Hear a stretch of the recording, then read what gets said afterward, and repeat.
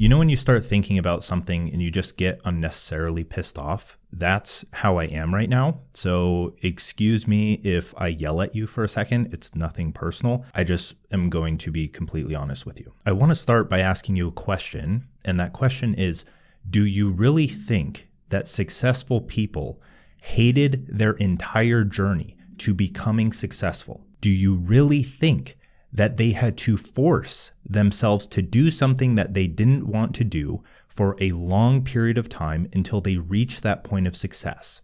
Or did they love what they do? Did they love eating healthy? Did they love working on their business? Did they love doing the hard things? If you feel like you have to force yourself to do something to achieve your goals, you're going to lose. And there is something very wrong with the way that you're going about achieving your goals. Because for successful people, loving it, loving the pain, even though it's not pain when you love it, loving the process, the hard thing is their competitive advantage, and you don't have that. That's why you're going to lose. And that's what most people get wrong about self-discipline, is they hear that word, self-discipline, and then like a montage of David Goggins starts running through their mind of just like running and like reaching this point where they just hate their lives and then like dying, I guess. You think that discipline is about like lashing yourself to do something that you don't want to do to achieve this goal that is probably wrong in the first place, because if you don't actually want to achieve the goal or care about the goal, why are you doing it? And if you think about that, then you'll come to the conclusion, oh, someone else wanted me to achieve that goal. I don't really want to achieve it. Or your priorities are just completely messed up and in the toilet. And that's what we're going to talk about today, is like how to go through this process to make self-discipline seamless and get very clear on what it is that you want so that you can do these things without effort. And as an example, I'm a pretty fit guy, right? I eat healthy 99% of the time. I go to the gym. I work on my business every morning. I do all of these things that people see as crazy or extreme or as hard when they're not difficult at all for me. And so I thought through that. I'm like, why is it so easy for me to do these things? But for other people, it's like the hardest thing in the world. It's like pulling teeth. You just can't get them to do it. They say, oh, I want to get jacked. I want to lose weight. I want to make more money. And then you tell them exactly what to do. You give them the complete roadmap, and then they do nothing about it, or they come up with these excuses like, oh, I had to go to work. Oh, I had to do this. I had to do this. What do you mean you had to?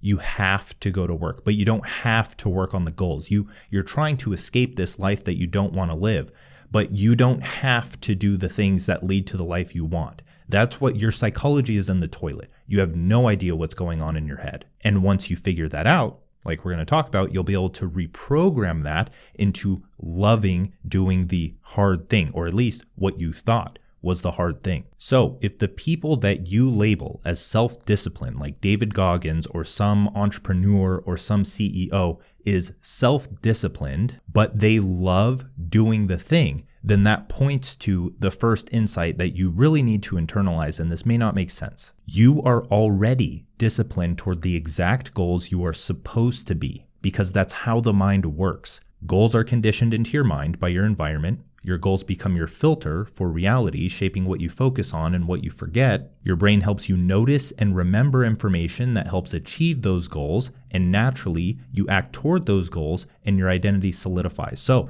if doing the hard thing is actually hard for you, it's that there's another goal in your mind that is overtaking the goal that you actually want to achieve. And that's usually conditioned into you when you were a child. And to save you a lot of the pain of actually thinking through this, most people have the goal of staying the same, because that's survival. That's just human nature. You want to stay the same, and that's very important to you. And any other goal that comes in conflict with that will lose. So when it comes time to build the business or talk to a new person or get in shape, and then you find yourself not doing the things that lead to achieving those goals, you can peel back the layers and realize that you are working to stay the same. You are doing everything in your power. You are extremely self-disciplined at being the same person that you're trying to change. And that's what creates this dissonance and just gets you stuck in this limbo phase for multiple years until you do what we're going to talk about. So the first part of this, out of 4 parts that we're going to talk about, is that discipline is a feature of identity. As an example, someone who deeply identifies, whether they know it or not, as a good student, which is usually the process of conditioning when you're a kid. Your parents just force it into you that you need to go to school, get good grades, study, and that's the only thing you know. Those good students, the students that you know in school that you would consider a good student, it's not hard for them to study for 12 hours a day, right? Their survival is at stake. Their parents' goals implanted in their head are at stake. There's a lot of psychology going on here that makes it easy for them to study for 12 hours a day. But you can't, because that's not the goal that is intertwined with your identity. Now I want you to think of a bodybuilder who had this shift in their life where they went through a breakup or they were really struggling with low self-confidence. They don't struggle to show up to the gym every day and eat healthy. It's actually a part of their life. It's a part of who they are. It's not painful for them to do so. In fact, it's the other way around. It's painful for them not to do so. I was on a podcast with Mike Thurston the other day, and we kind of resonated or related on this fact that when we travel somewhere or we go to, or we don't have options to eat healthy, that's painful. That's what throws our mind off. Because if we don't eat healthy, then our mind or our identity is threatened. Our survival is threatened. I've talked about this multiple times, but humans don't only survive or reproduce on the physical level. We don't only have physical sex and have kids. We survive on the mimetic level, the conceptual level, our identity, what we associate with, what we consider who we are. And if you're a bodybuilder and then that identity, your mental body, is threatened, then you feel that stress, you feel that survival response that makes you work in the opposite direction. So closer to the end of this video, we need to understand how to redo that process, how to change who we are, because that's going to determine how difficult it is to do hard things or achieve the goals we want. Now, one more example to make it very interesting is that a gamer doesn't find it difficult to stare at a screen and perform like you would as an athlete playing a sport. They don't find it difficult to perform for 12 hours a day, sitting down, staring at a screen, playing video games. It's very easy to them because that's who they are. And if it's threatened, if their identity as a gamer is threatened, you see what happens in that case, right? You threaten a gamer and they just use all of this lingo on you and start trolling you and whatever. That's a survival mechanism, right? And they don't understand that because they don't want to understand that. Their mind doesn't care. And this goes for little things too, like a person who loves a specific TV show will go out of their way to be self-disciplined, arguably, in staying up late and binge watching the episode. And someone who procrastinates their work or what they're studying because it doesn't align with who they are will endlessly scroll on their phone because their goal is to not achieve the goal. These people, the gamers, the procrastinators, the binge watchers, the people that are doing the mediocre habits that everyone talks about, they're not lazy. They're actually arguably self-disciplined, because that's what self-discipline is, right? It's persistent effort toward a goal. And most average people are extremely persistent toward the goal of a mediocre life. And the simple fact that they aren't aware of that is why they're doing it. And I'm not talking about a surface level awareness here of like, oh, I don't like my life. I'm talking about a very deep and painful experience that makes you so disgusted with the mediocre life that you're heading towards that just stops becoming an option. When you look at any successful person, you realize that they went through this. They hit this rock bottom. They may not have been like poor or struggling to survive or whatever it is, but a psychological rock bottom, not a physical, psychological rock bottom where they hit that. They just hated the thought of ending up like everyone else. And then they changed in an instant and they loved doing the thing that people consider to be self-disciplined. Now, the objection here is like, but Dan, those things are comfortable. Playing a game is comfortable. They don't take effort to do, or there's the immediate gratification. And sure, but writing every morning is very comfortable to me. It gives me immediate gratification. You just haven't turned the goals you want to achieve into a game. It's more painful for me not to write every morning than it is to write every morning. It's more painful for me not to go to the gym or get 10,000 steps a day or do whatever it is than it is to go to the gym or get 10,000 steps or eat healthy. And even as an example of this, I've tried to play video games like I did when I was a kid. Like, I'm not judging anyone here who plays a bunch of video games. Like, I was the same person. I hit 10th prestige in Call of Duty Modern Warfare 2 because I was out sick from school for a week and had pneumonia, and that's all I did all day, and just had 12-pack of Dr. Pepper near me. And I tried to do that again a few years ago because the new Call of Duty came out. I downloaded it, I started playing it, but it was just too much. Like, I was there and it just wasn't fun. I would play a match or two, and then it's like I have something better that I could be doing. So most people have it backwards. They start working on their goals and then they think, I have something better that I could be doing. You're missing the psychology of skill and challenge here. When you turn your goals into a game, you don't just take on a level 50 because you get overwhelmed, but you also don't play a level 1 because then you get bored. You think you have something better you could be doing. Human behavior is teleological, cybernetic. The mind is a goal-achieving machine. We interpret the world with our identity as the lens, and the goals conditioned into our mind shape the behavior that forges who we are. If we can understand this process or reverse engineer it, we can leverage it to achieve nearly impossible goals. The second part to this that we need to understand is that limbo is the laboratory. Feeling lost, being stuck in limbo, just like you're floating off in space. You're not working towards the life you want, and you're kind of tired of the life that you're living. The reason you want to be disciplined is that you've exhausted your current stage of life. You're starting to notice that you've stalled out. You're starting to notice that every day is the same as the last. You're starting to notice that if you keep doing the same things, you won't achieve the life you want. You're in limbo and you don't want to be there anymore. It's painful, but you misinterpret that pain and think of the first solution that comes to mind.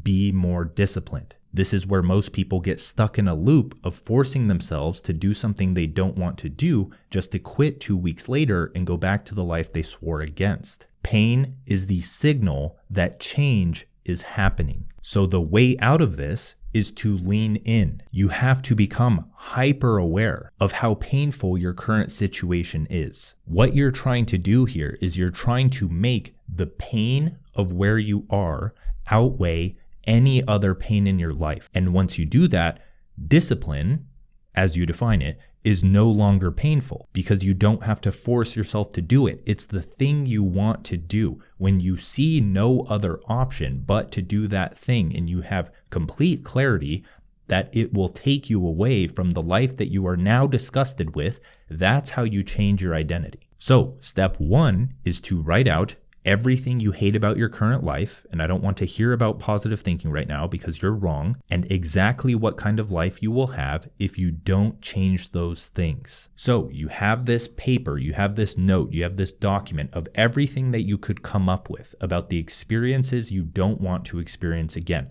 the job you hate, things in your childhood that you don't want to experience again. All of these things, anything that can come to mind, put it on paper. Now, you're doing this at once. This is going to take 15 to 30 minutes, and that's not enough time to really dig deep and excavate the painful experiences. So when you have this paper, keep it somewhere, on your desk, wherever, on your phone. If it's accessible, perfect. Then you take a week and you just contemplate it. You think about it all the time. You go on a walk, even during conversations.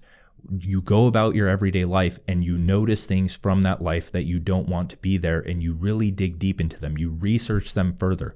Where is this leading my life to? What are the negative aspects of these things? You can kind of start to condition how your mind views the world, because this kind of sucks, but it's also a very cool thing because you have control over it. But imagine that you find a new food like avocados and you're like, what are the benefits of avocados? And then you look those up and you're like, oh, I should eat more avocados now.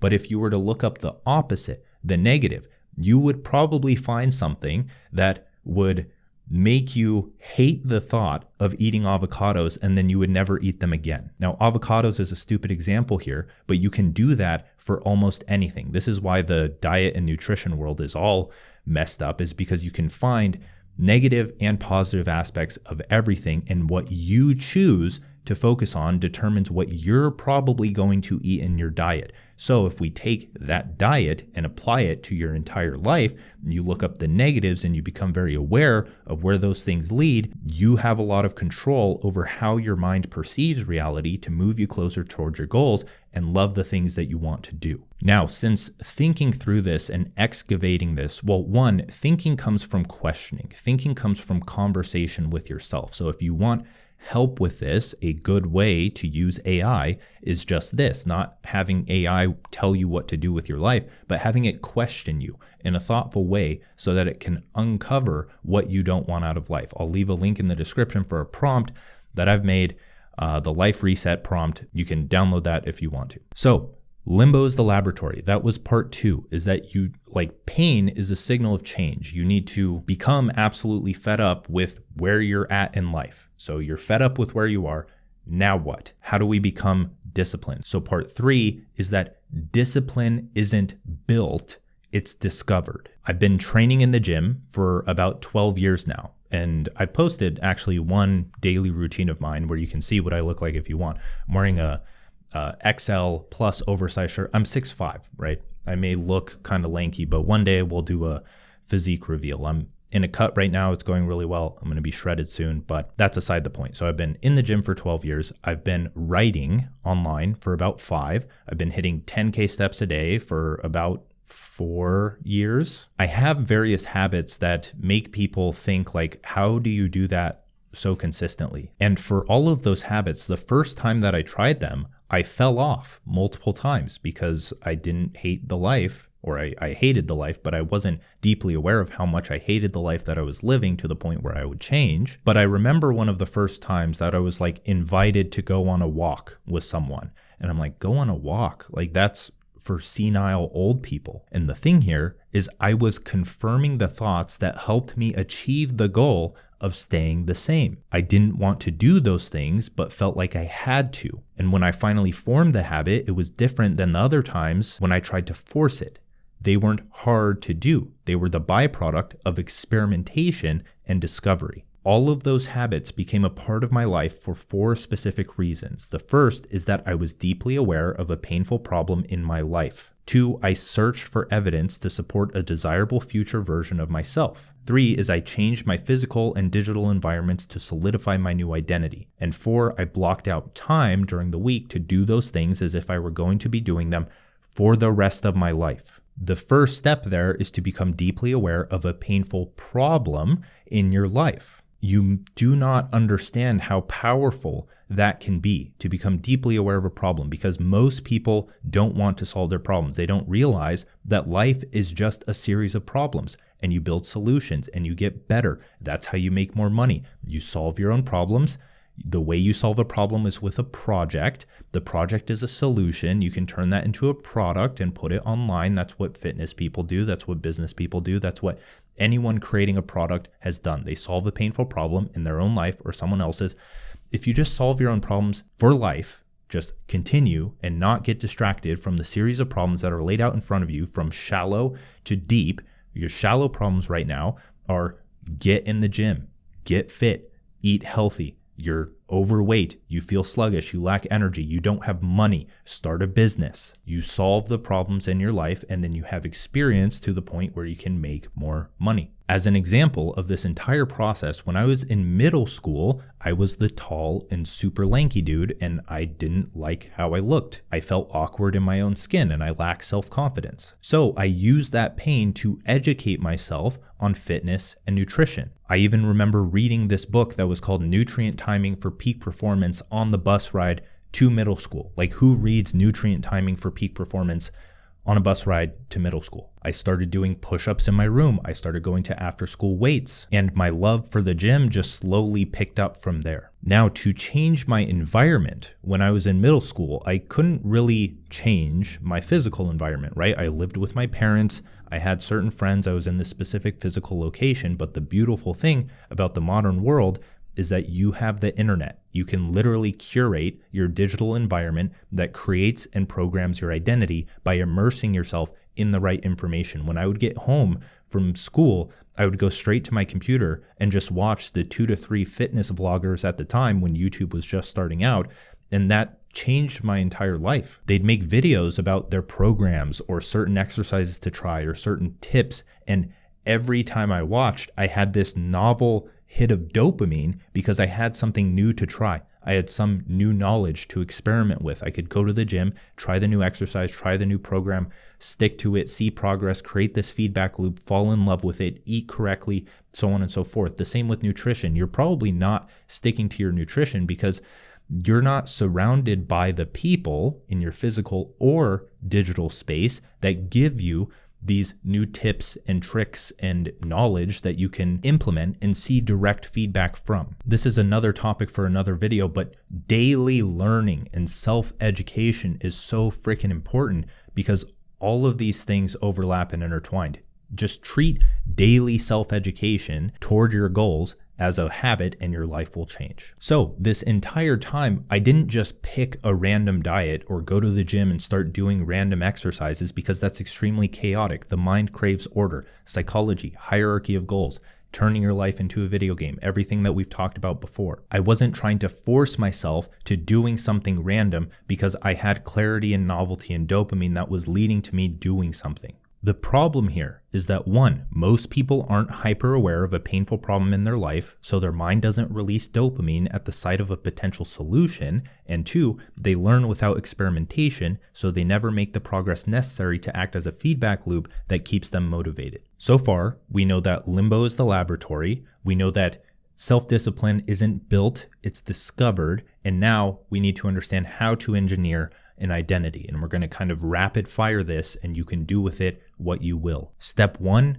is recognition. Who you are determines what you consider important. You must first recognize that you are pursuing a series of goals, whether you are conscious of them or not. Those goals frame how you interpret reality, and you usually notice things that confirm your current way of life. The goals that your mind operates on stem from your conditioning. This is the first thing that you need to become aware of. And your conditioning stems from your environment, your parents, your teachers, your peers, your culture, the goals that society gave you when you were a child. When you turn 15, 16, 17, 18, you can start to think, why am I on this life trajectory? Did I even choose any of this? And the answer is probably no, unless your parents were extremely high agency and taught you how to navigate your teachers and peers while you were young. Step 2 is strategic dissonance. To avoid getting trapped in a state of feeling lost or limbo, you let the divide between who you are and who you want to be grow wider. You cultivate dissatisfaction with your current lifestyle by noticing where you will end up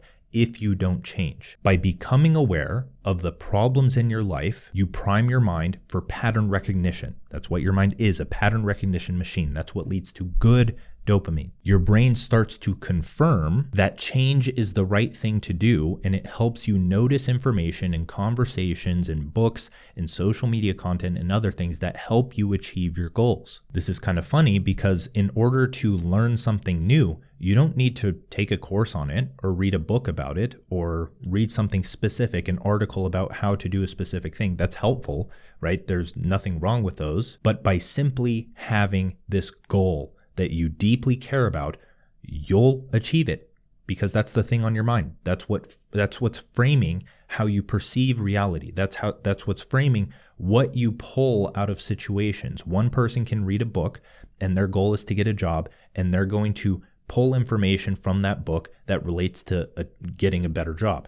There's a person who is losing weight and you can read a spirituality book, and that spirituality book is going to be framed from the goal that they're trying to achieve, right? It's going to give them the mental and spiritual strategies to, let's say, deal with the low energy that comes from being deep in a cut. If you read The Power of Now when you're prepping for a bodybuilding competition, that's going to help you manage the emotions that come with that. But a person who is really struggling to start a business, it's going to help them in that case. That's what I mean by the goal frames your perception. So another thing there is that if you're not getting anything from reading or from watching podcasts or whatever it may be, and you're just watching them for entertainment, it's usually because you're not trying to pursue a meaningful and self-generated goal. Now, step 3 is environment engineering. Unfollow people who don't put out information that helps you achieve a better life. Throw away the food that you allow yourself to eat at 3 a.m. Pull out a paper and map out exactly what you're going to do that week down to the hour. Review and iterate every week. You need that feedback loop. Immerse yourself in the people, places, and things that give you new things to try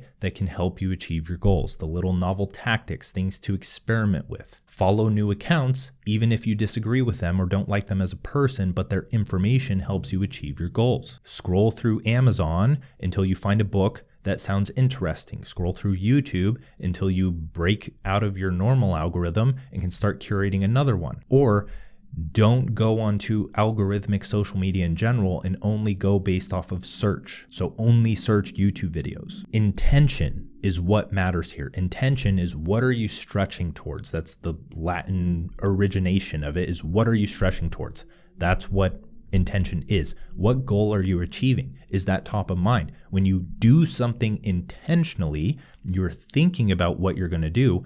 Does it help me achieve my goal? No, don't do it. Intention is you giving a direction for your mind to rewire itself toward. Step 4 is self-experimentation, because problems that aren't solved through experimentation aren't solved for good. Rather than being assigned another goal, you try everything until you find the one thing that you can't pull yourself away from. Then you repeat that process until it becomes who you are. Now, if you want more on self-discipline, self-improvement, business, all of those things, human potential, figuring out what you are good at in life, so on and so forth, subscribe to my Substack. I send out 2 free letters a week on all of those things. And if you want to continue watching, you can watch my last video titled "You Have 36 Months to Make It."